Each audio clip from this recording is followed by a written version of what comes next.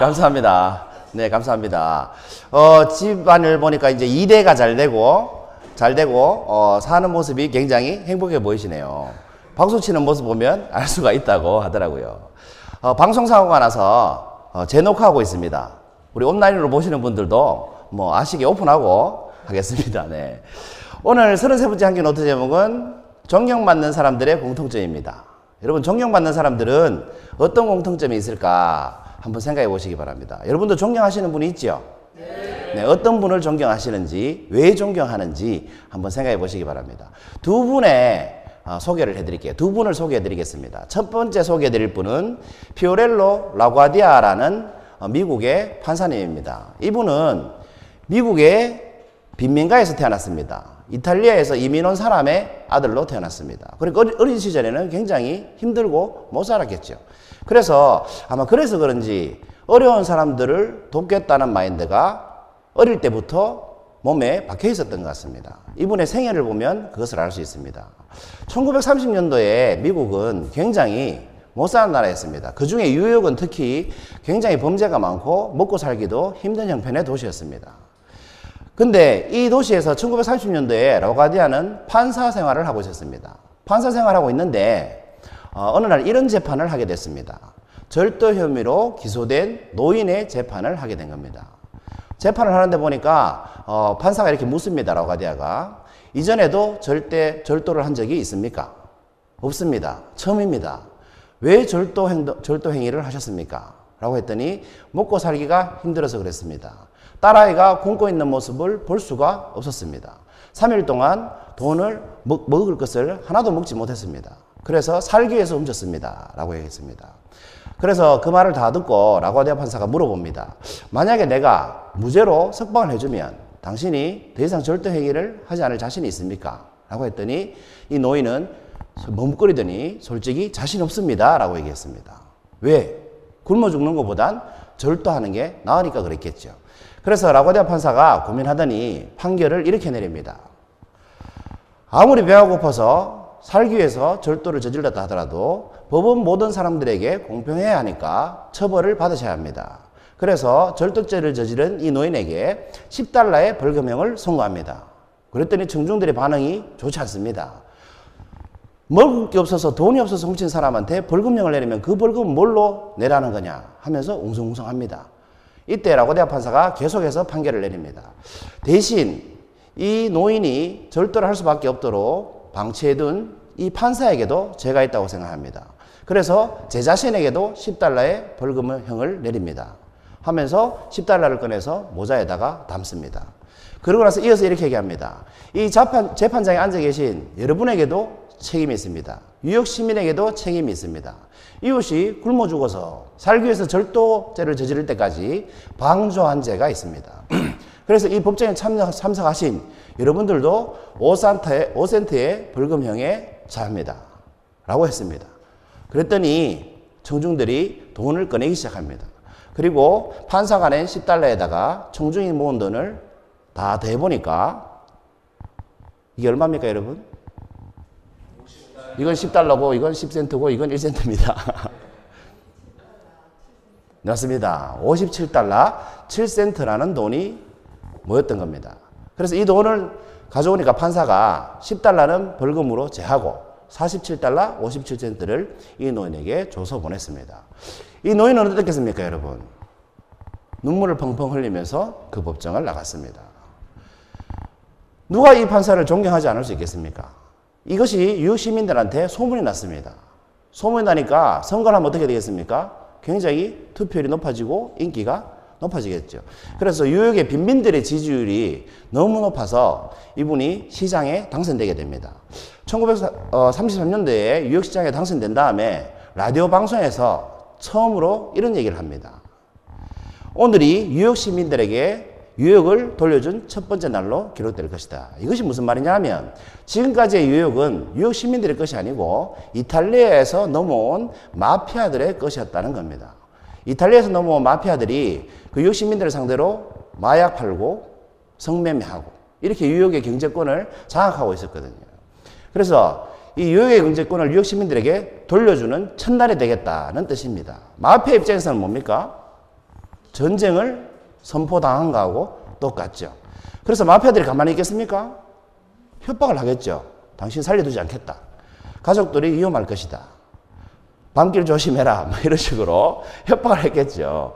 그렇지만 이 라구아디아 시장은 전혀 굴하지 않고 오히려 더 강경책을 씁니다. 경찰의 부정부패를 없애고 이 찾아서 부셔라라는 슬로건을 내세워서 마피아들이 운영하는 슬롯머신들을 모조리 찾아서 막 부수기 시작합니다. 다른 사람 같으면 어떻겠습니까? 좀 조심하고 몸살일 수도 있겠습니다만 이 사람은 그런 거에 대해서 전혀 개의치 않았습니다. 자기 신조대로 소신대로 뉴욕의 시민들을 위해서 목숨을 걸었던 겁니다. 쉽게 말해서. 그렇게 하다 보니까 결국은 뉴욕에서 마피아가 사라지는 날이 왔습니다. 사람들은 그 당시에 기적이라고 했습니다. 어떻게 뉴욕에서 마피아가 사라질 수가 있느냐라고 할 정도로 그 이유가 뭐냐면 그 당시에 마피아 두목이 찰스 루치아노라는 사람이었는데 이 사람이 검거가 되고 선고를 받는데 징역 50년형을 선고받았습니다. 그리고 이때부터 이 사람이 잡혀 들어간 다음부터는 갑자기 마피아 조직이 힘이 사라지면서 마피아가 사라지기 시작했습니다. 그래서 뉴욕이 굉장히 살기 좋은 도시가 된 거죠. 그러니까 이 사람은 어떻습니까? 뉴욕 시민들에게는 그냥 시장이 아니고 영웅이었던 겁니다. 뉴욕을 살린 영웅이었던 거죠. 그래서 이 사람이 죽고 난 다음에 이 사람이 1947년도에 비행기 사고로 사망하게 됩니다. 뉴욕시장을 4년 임기인데 3년이나 연속으로 하게 됩니다. 그러니까 1945년도까지 뉴욕시장을 하고 1947년도에는 비행기 사고로 사망을 했죠. 사망하고 난 다음에 뉴욕 시민들이 이분을 기리기 위해서 공항을 만들었는데 그 공항 이름이 라구아디아 공항입니다. 뉴욕에는 3개의 공항이 있는데 그 중에 하나가 라구아디아 공항인 겁니다. 공항만 이 사람의 이름을 붙인 것이 아니고 문화예술센터에도 라구아디아 문화예술센터, 길거리에도 라구아디아 거리라고 할 정도로 이 라구아디아 시장은 죽고 나서도 사람들에게 존경을 한 몸에 받는 인물입니다. 지금도 뉴욕에서는 영웅이죠. 이분의 이야기를 조사하다 보니까 한국에는 그런 분이 없을까를 찾다 보니까 한국에는 이분이 계셨습니다. 이분도 판사죠. 그 서울가정법원의 부장판사인데 김기욱 씨라고 이분은 이 재판 때문에 굉장히 유명해졌습니다. 무슨 재판이냐? 2010년대에 서초동에서 있었던 그 소년 법정에서 있었던 재판인데 한 소녀가 재판 결과를 기다리고 있었습니다. 굉장히 두려움에 찬 얼굴로 기다리고 있었습니다. 왜냐하면 이 소녀는 14건의 비슷한 범죄를 저질러서 이미 잡혔던 경력이 전과가 있기 때문입니다. 근데 계속 풀어줘도 계속 잡혀오니까 이번에는 좀 큰 벌을 받을 수 있는 그런 상황에 처해 있었던 거죠. 그래서 사람들이 다 이번에는 피해가기 힘들겠다. 큰 처벌을 받겠구나 하는데 이 판사가 들어오더니 이 소녀에게 일어나 보라고 합니다. 일어나서 나를 따라해 보거라 하고 이렇게 말합니다. 나는 이 세상에서 가장 멋있다. 여러분 한번 따라해 보세요. 나는 이 세상에서 가장 멋있다. 여러분이 이 소녀의 입장에서 한번 따라해 보세요. 감정이 내가 지금 재판 결과를 기다리고 있는 소녀라고 한번 상상을 한번 해보십시오. 중형을 받을 거라고 생각하고 있는데 갑자기 일어나서 내 말 따라해 보라고 하면 기분이 어떻겠습니까? 좀 얼떨떨하겠죠. 그런데 소년이 뭐 얼떨떨하게 이렇게 따라 했습니다. 그랬더니 판사가 또 따라 해보라고 합니다. 나는 이 세상에서 두려울 게 없다. 네. 그렇습니다. 그리고 또 따라 해보라고 하면서 이렇게 말합니다. 이 세상은 나 혼자가 아니다. 이 세상은 나 혼자가 아니다. 이 세상은 나 혼자가 아니다. 이 말을 할 때 이 소녀가 드디어 눈물이 터져버린 겁니다. 막 울기 시작하는 겁니다. 이 말은 무슨 말이냐면 지금까지는 이 세상에 나 혼자라고 생각했다는 거죠. 이 세상이 두려웠었다는 겁니다. 막 우는 소녀를 판사가 법대 앞으로 부릅니다. 불러가지고 손을 꼭 잡고 이렇게 얘기해 줍니다. 이 세상에서 가장 중요한 사람은 바로 너란다. 네가 가장 중요한 사람이라는 것을 잊지 말거라. 그러면 너는 잘 살 수 있을 것이다. 라고 얘기해 줍니다. 소녀가 더 펑펑 울겠죠. 근데 판사가 이렇게 위로를 해줍니다. 내가 너를 지금 꼭 안아주고 싶은데 법대가 가로막고 있어서 안아줄 수가 없구나. 이렇게 위로를 해줍니다. 이때 방청석에 구경하고 있던 사람들 몽땅 다 서기, 그 다음 스태프들 다 눈물을 흘리는 아주 감동의 동안이었다고 합니다.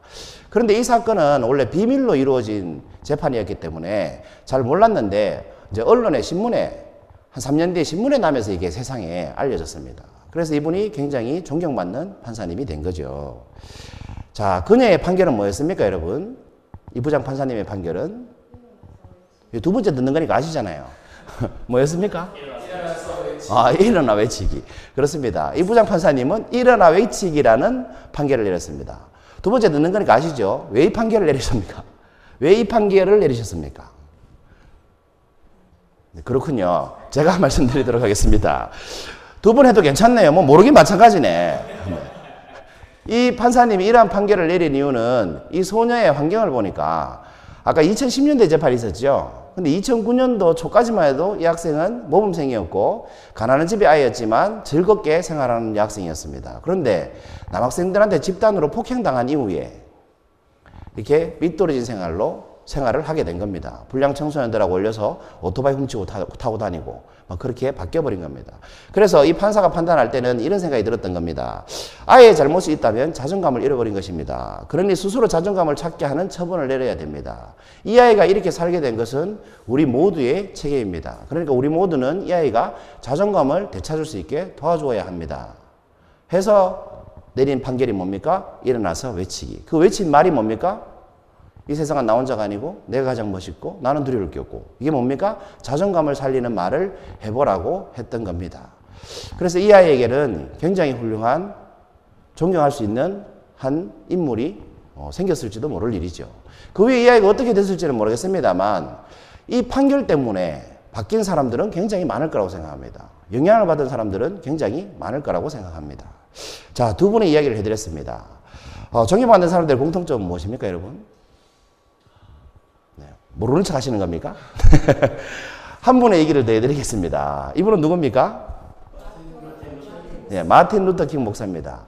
마틴 루터킹 목사의 명연설에 꼭 등장하는 말이 이거죠. I have a dream. 나는 꿈이 있습니다. 우리의 아들, 딸이 색깔로 평가받는 것이 아니라 피부 색깔로 평가받는 것이 아니라 그들의 인품으로 평가받는 세상에 살 수 있다는 꿈이 있습니다. 백인의 아이와 흑인의 아이가 서로 손을 잡고 즐겁게 뛰어노는 나라가 될 수 있을 거라는 꿈이 있습니다. 이런 식으로 연설을 해서 굉장히 많은 사람들을 감동시켰죠. 자, 힌트까지 드렸습니다. 자, 존경받는 사람들의 공통점은 뭡니까, 여러분? 네, 그렇습니다. 제가 말씀드린 것처럼 존경받는 인물들은 존경하는 사람들에게, 자신을 존경하는 사람들에게 감동을 준다는 겁니다. 감동받지 않은 사람을 존경해 본 경험 있으십니까, 여러분? 제가 누군가를 존경한다면 그분한테 감동을 받았기 때문일 겁니다, 아마. 감동받지 않은 사람을 존경해 본 적은 없는 것 같아요. 그래서 존경받는 사람들의 공통점은 감동을 주는 사람이라는 겁니다. 그런데 감동만 가지고 얘기하려니까 조금 약하다는 생각이 듭니다. 왜냐하면 존경스럽지 않지만 감동을 주는 사람도 있잖아요. 내가 존경하지 않지만 감동을 주는 사람도 있잖아요. 그래서 존경을 받으려면 감동을 주는 것에 뭔가 더해져야 될 것 같다는 생각이 들었습니다. 뭐가 더해져야 되겠습니까? 그것은 새로운 희망이 싹트게 하는 감동이어야 된다는 겁니다. 여러분, 라구아디아 판사가 내린 판결에 누가 새로운 희망을 가지게 됐습니까? 그 재판을 받은 노인은 희망을 갖게 됐습니다. 더 이상 절도를 하지 말아야 되겠다. 더 열심히 살아야 되겠다는 희망을 갖게 됐을 겁니다. 우리 김기옥 판사가 내린 재판에서 소년은 어떻습니까? 세상은 나 혼자가 아니라는 걸 깨닫게 됐습니다. 뭐가 생겼습니까? 희망이 생겼습니다.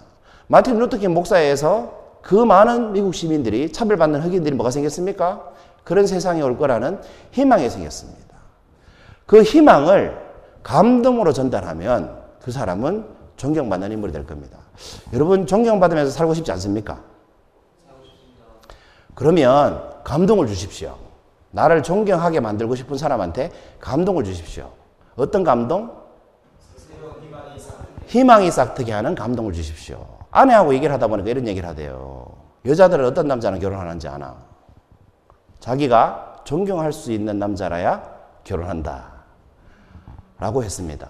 돈 많은 남자하고 결혼하는 게 아니고 성격 좋은 남자랑 결혼하는 게 아니라 존경할 수 있는 남자여야 결혼할 마음에 든다라고 하더라고요. 맞습니까?